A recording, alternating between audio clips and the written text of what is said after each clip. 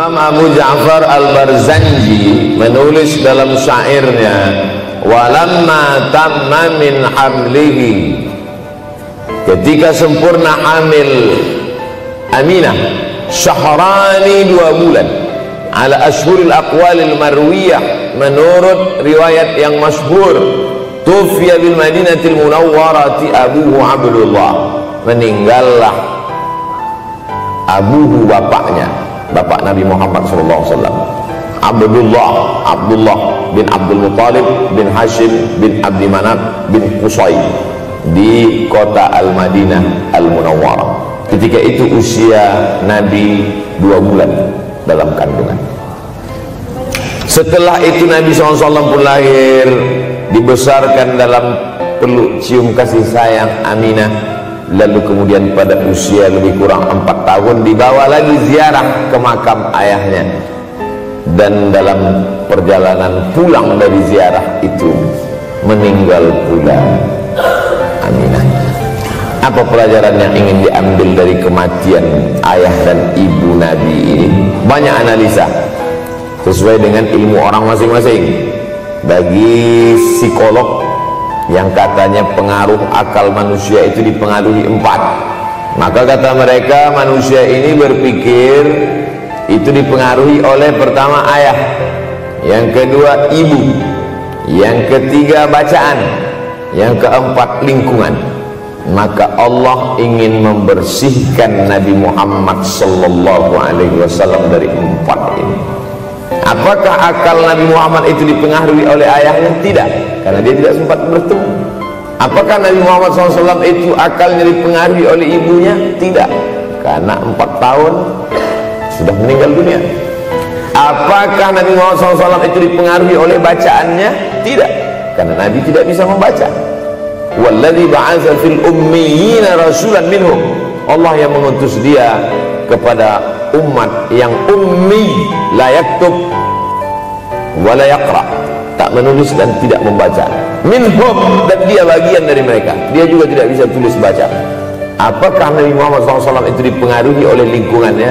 Tidak, karena di lingkungannya zina begitu bebas, tipu muslihat, dan dia tetap dengan jati dirinya bergelar Al-Amin, orang yang paling amanah menurut para psikolog.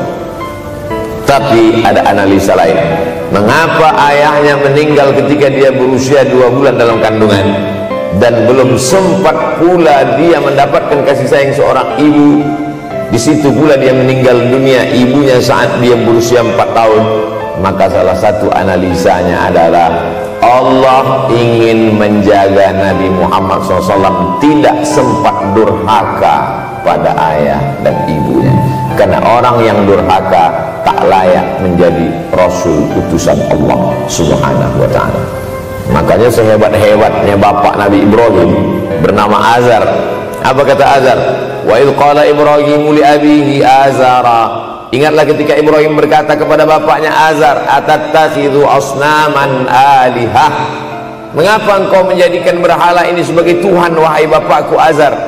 Apa jawab Azar? La illam tantahi, kalau kau tidak berhenti menceramahi saya, la arjumannaka, aku lempar engkau pakai batu, wahjurni maliya, tinggalkan aku untuk waktu yang sangat lama, pergi sana, kata Azar. Apa jawab Nabi Ibrahim alaihissalam? Salamun alaika, selamat untukmu wahai ayahku Azar. Aku akan memohonkan astaghfirulaka rabbi, memohonkan ampun kepada Allah dosa-dosamu supaya diampunkan Allah. Innahu kana bi hafiyah, sesungguhnya Allah amat sangat sayang dan mengabulkan doa-doa. Nabi Ibrahim sempat bertemu dan tidak melawan. Tapi Nabi Muhammad SAW beda dengan Nabi Ibrahim. Allah buat Ibrahim tidak melawan, tapi ayahnya menjadi durhaka kepada anak. Sedangkan Nabi Muhammad SAW dua-duanya dijaga Allah Subhanahu wa ta'ala. Nabi Muhammad dijaga sehingga tidak sempat durhaka kepada Abdullah dan Aminah, dan Allah pula menjaga Abdullah, menjaga Aminah, sehingga tidak sempat menyakiti manusia yang paling mulia, Nabi besar Muhammad sallallahu alaihi wasallam. Saya tidak memilah-milih nabi-nabi, karena kita memang tidak boleh la nufarriqu baina ahadin mir rusulih. Kita tidak boleh membeda-bedakan antara satu nabi dengan nabi yang lain. Lalu yang membedakan itu siapa? Allah Subhanahu wa ta'ala. Dari cara panggilnya saja berbeda. Kalau Nabi Adam dipanggil Allah, ya Adam uskun anta wa zawjukal jannah. Nabi Yahya dipanggil Allah, ya Yahya khudhil kitaba biquwwah. Nabi Isa dipanggil Allah, ya Isa inni istafaituka 'alan nas. Tapi Nabi Muhammad sallallahu alaihi wasallam, Allah tidak pernah manggil dia ya Muhammad. Allah panggil dia dengan dua sebutan. Pertama, ya ayyuhar rasul balligh, wahai rasul. Dalam panggilannya yang lain, ya ayyuhan nabiyyu jahidil kuffar. Bukan kita yang membedakan, Allah yang membedakan cara panggilan untuk Muhammad sallallahu alaihi wasallam.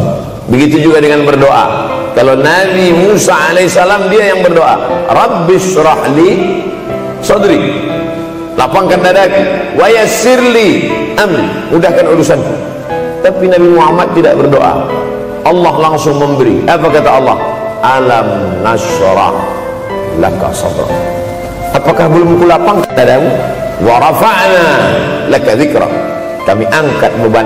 Alladzi anqadha dhahrak, yang membebani pundakmu.